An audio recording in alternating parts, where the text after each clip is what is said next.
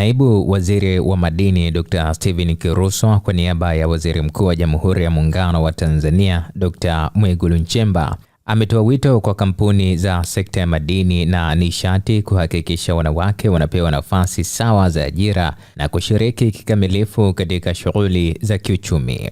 Jambo la kwanza, amesema kwamba kampuni za madini na nishati zina wajibu mkubwa kuhakikisha wanawake wanapata ajira na nafasi za uongozi katika ngazi za kiufundi na usimamizi, sambamba na kuwepo kwa mazingira salama yenye usawa kwa wote.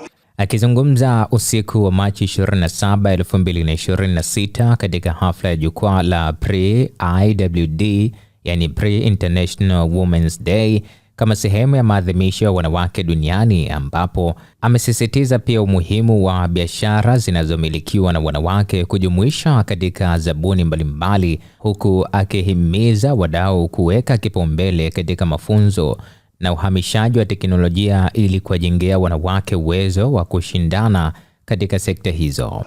Jambo la pili, Mheshimiwa Waziri Mkuu amenielekeza nifikishe salamu kwamba biashara zinazomilikiwa na wanawake zijumuishwe katika mfumo wa ununuzi na zabuni. Kwa hiyo ndugu zangu wa GGM, wa Barrick, mnapotangaza zile zabuni zenu, mwape wanawake kipaumbele. Makundi ya wanawake, Waziri Mkuu anasema wapewe nafasi katika hizo zabuni. Wako wenye sifa, wako wenye uwezo, wahakikishe kwamba wanawapa wanawake na wao sehemu yao katika hizo zabuni.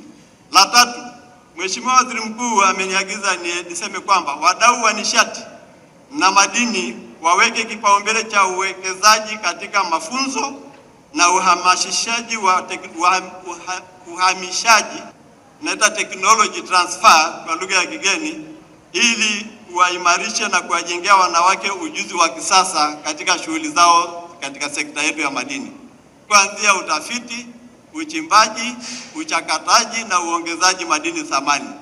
Dr. Kiruso amezitaka kampuni na taasisi zinazohusika na nishati na madini kuanzisha programu madhubuti za uwajibikaji kwa jamii zitakazotoa fursa za moja kwa moja kwa wanawake na wasichana.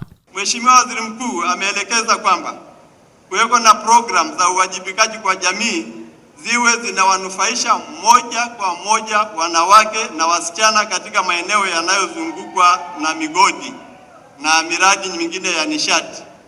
Kimsingi, hili swala ni lile la corporate social responsibility. Mashirika, makampuni yanayohusika na swala zima la uziduaji kwenye sekta ya madini, sekta ya gesi na sekta ya nishati salama wahakikishe kwamba wanawapa wanawake kipaumbele. Kwa upande wake, mkurugenzi mtendaji wa Pre-IWD Krista Mhingo amesema jukwaa hilo si sherehe ya kawaida, bali ni chombo cha kuleta mabadiliko chanya kwa wanawake wa Kitanzania, kwamba kupitia fedha zinazokusanywa wamefanikiwa kutoa ufadhili wa masomo, kuendesha mafunzo ya kujenga uwezo na kuanzisha miradi inayoongeza ushiriki wa wanawake katika sekta ya uchimbaji.